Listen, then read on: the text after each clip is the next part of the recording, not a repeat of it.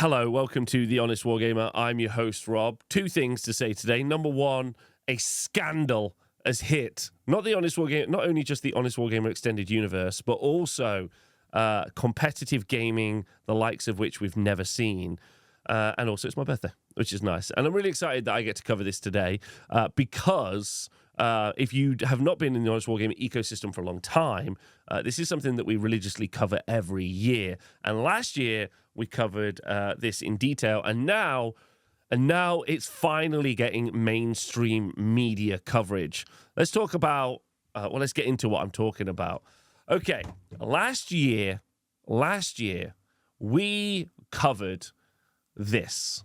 Now, bear with me on this because I know this is a little bit of a departure from my normal tabletop wargaming content.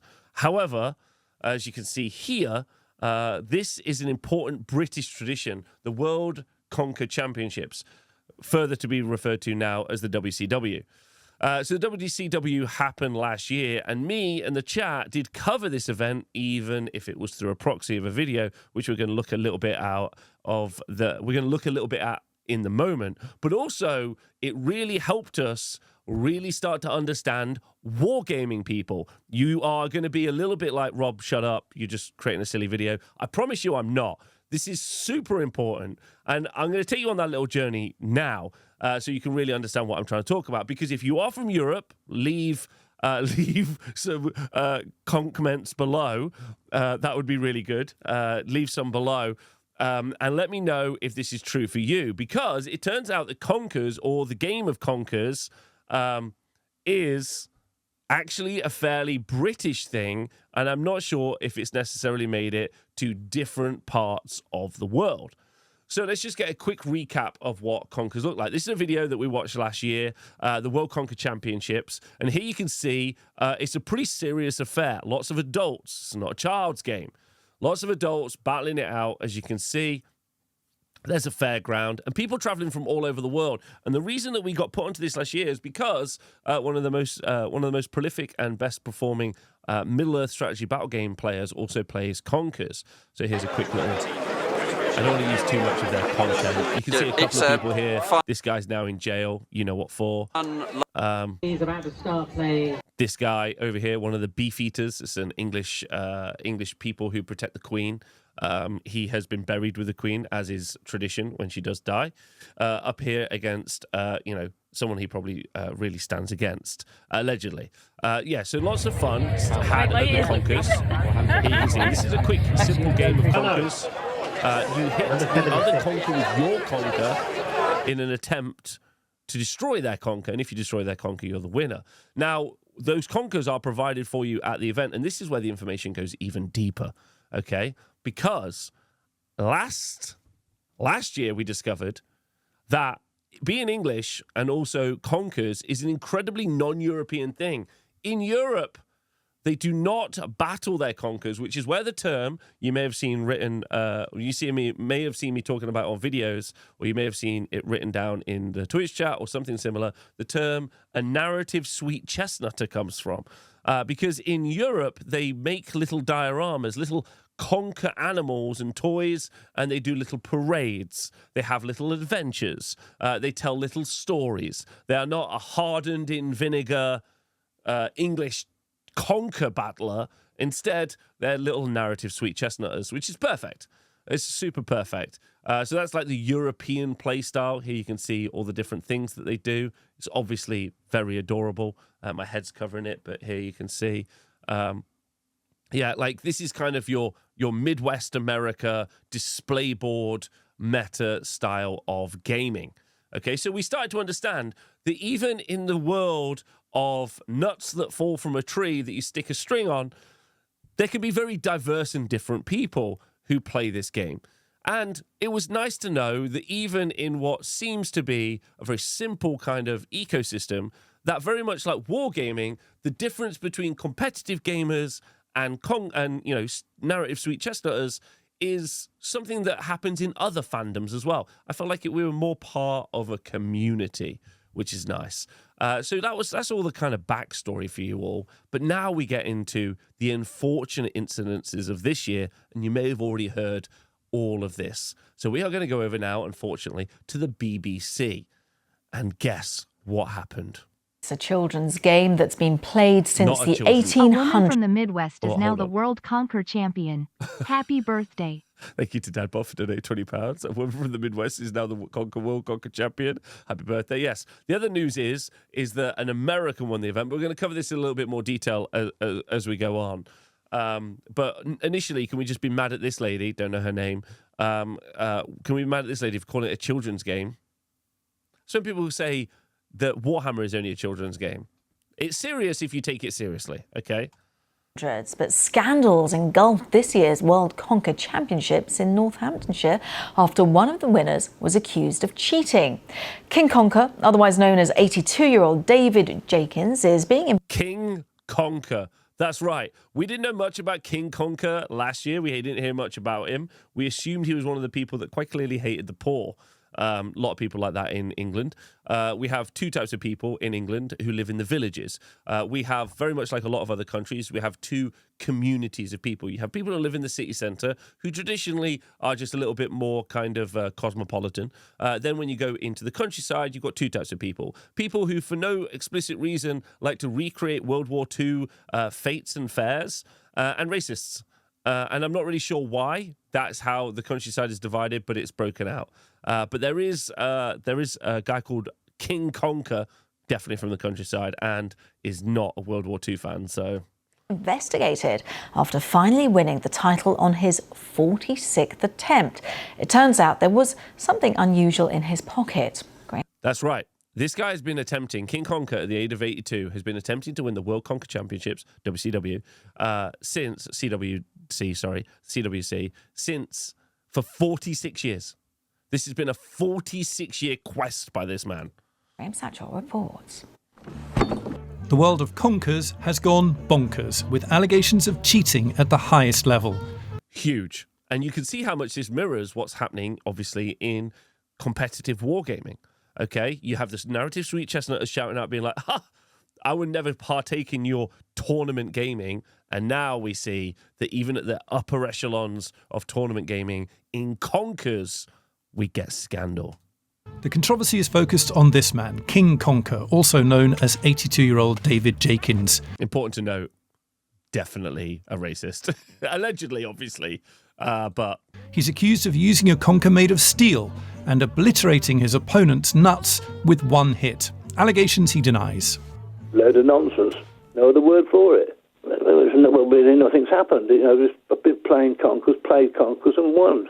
Good morning, ladies and gentlemen. The World Conkers Championship started in the 60s. They've always... In the 60s. I know a lot of you people out there right now are shocked that this has been an ongoing endeavour since the 1960s. But again, I want to be really clear. The countryside in England is super weird. Like, it's just full of freaks. It's important to remember. But it is gaining international fame. And as the stakes have gone up in conkers, very much like they've gone up in 40K, as an example, does this mean that there's more on the line and so people feel like they're more pushed to cheat? That's a great question. It's been strict rules. No baked or pickled conkers are allowed, and the bootlace has to be at least 8 inches long. Today, conkers are still drilled and laced independently. Opponents pick them randomly from a bag. The championship's organising committee has taken the allegations of cheating seriously and started an investigation. Okay, now many of you are asking, have I been asked to be part of the investigation team? I have, but I'm going away soon for a couple of weeks, so I can't commit to it fully. So I have not right now committed to the investigation team, but I want you to know that I am eagerly awaiting the outcome of this investigation because it's important information. The initial indications are that it's all completely innocent. So we're looking into video evidence. We've got a video. Initial investigations seem to show that he's done the right thing, but we haven't had a chance to finish the investigations yet. There's still some more people we need to talk to. He needs to talk to me and you, chat, because you're excited. The phone footage the committee has been examining. Mr. Jenkins in the green appears to put one conker in his pocket, then takes out another from a different pocket and throws it into the crowd. Could the one still in his pocket be made of steel? I'm thinking yes. Although the investigation isn't finished, it's likely Mr. Jakins will keep his trophy. He admits. So I know what you're asking. As the winner, but the categories here, as is tradition, is split up into male and female competitors. So we have a gender divide in the Conquer World Championships.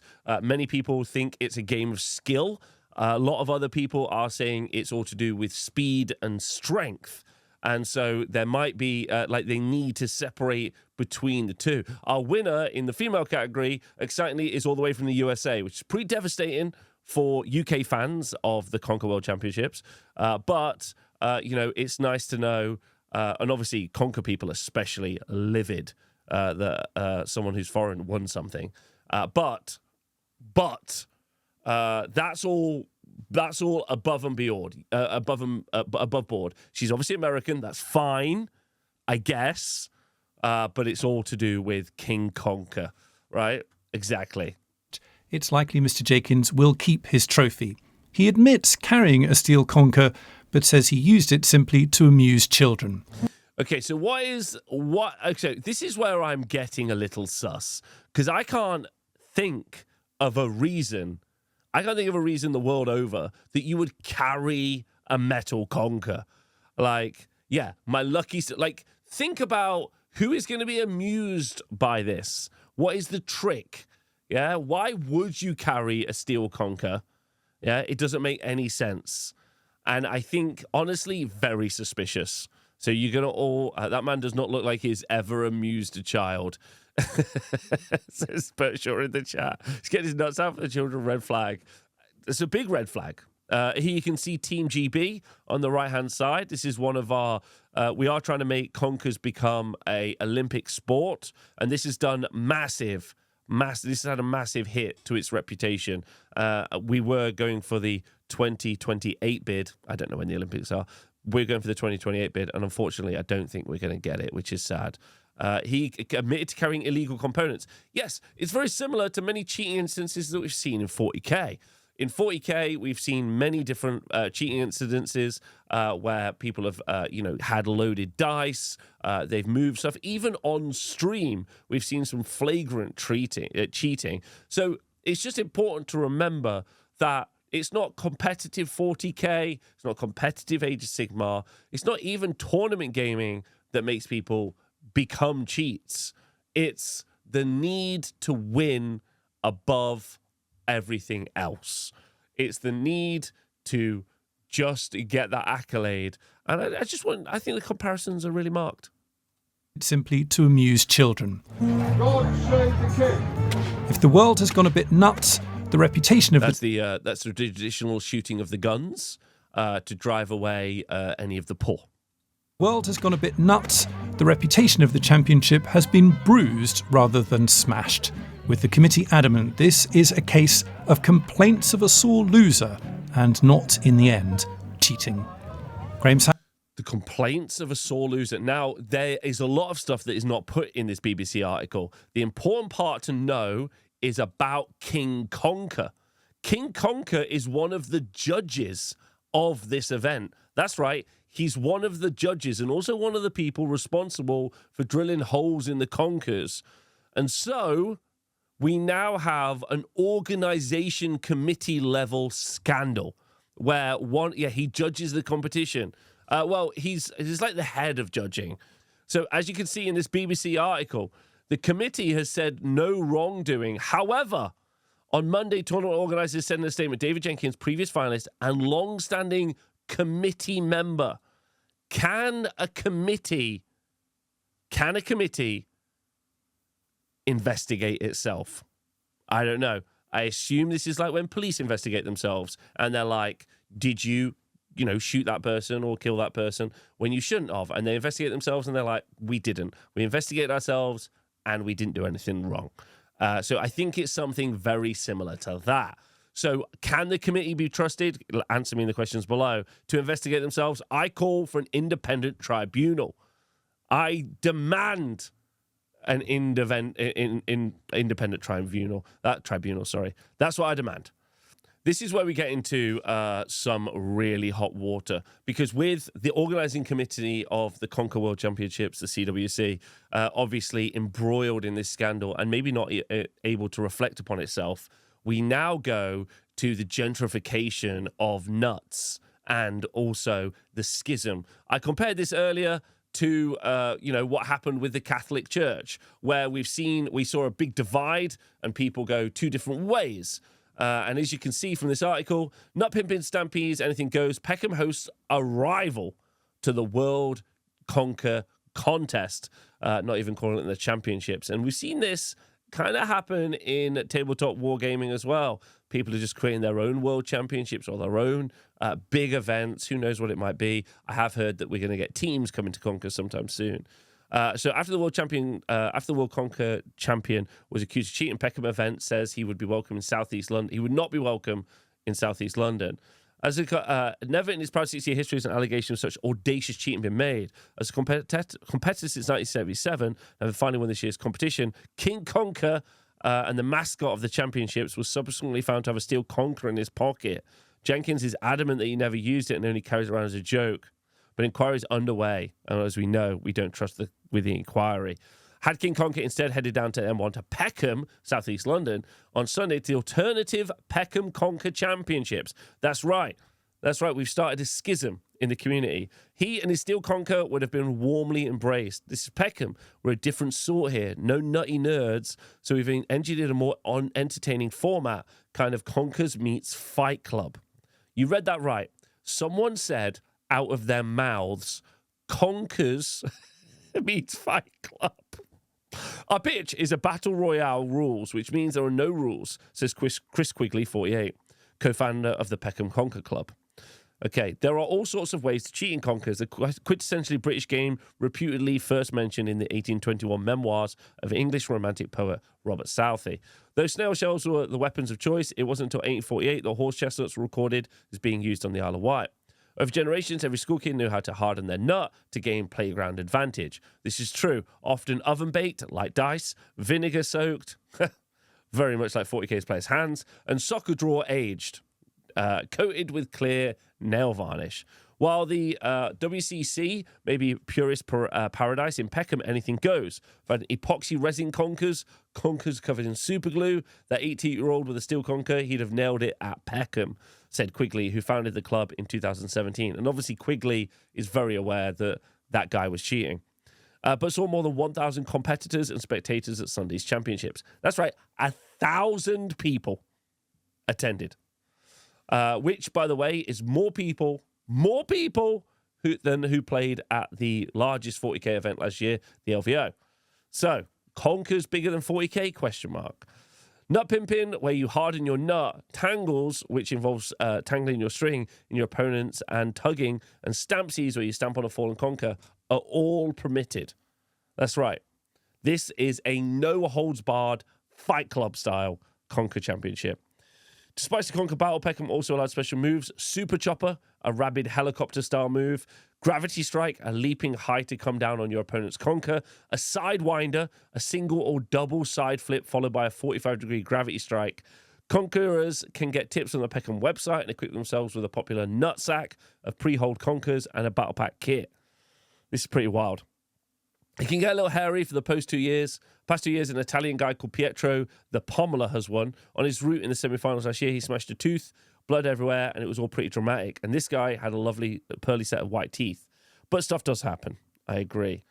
The 3,500 conkers of this year's WCC were collected just 2 or 3 days beforehand and blind picked from a bag by competitors who from all over the world to prevent tampering. Could they secretly swap them? Well, you'd have a very good sleight of hand. But if you have been the King Conquer for 84 years, I assume you would know how to palm one conker into your metal conker. And it goes on and on and on, unfortunately, for a long amount of time. And that's it. That's my coverage this year of the Conquer World Championships. I know it's a little bit of a departure from my usual CONKTENT here on the Honest Wargamer, but it's important to note that even competitive conkers is serious business. And so next time you think about playing in an Age of Sigmar event or a 40k event, or generally you're thinking about playing any competitions at all, remember that there are shitheels in every community, and don't let the idea of that put you off from playing at an event. You should go to events. You should play in events. If there's a birthday present you can give to me, is that you go and sign up to your local event and go have a couple of days of fun. Because last year, when we covered the World Conquer Championships, it looked like loads of people were having a good time. And this year, I assume everyone is having a good time. But the media apparatus that you see in effect this weekend has shown you that one bad Conquer has ruined it for everybody. And that's just not true. There would have been 999 people having an amazing time playing Conquers, and then one guy being a dick. And don't let that stop you from playing games of miniatures at events or playing Conquers. Don't let it stop you. Thanks for listening to us, Wargamer. I've been your host, Rob. See you soon. Bye.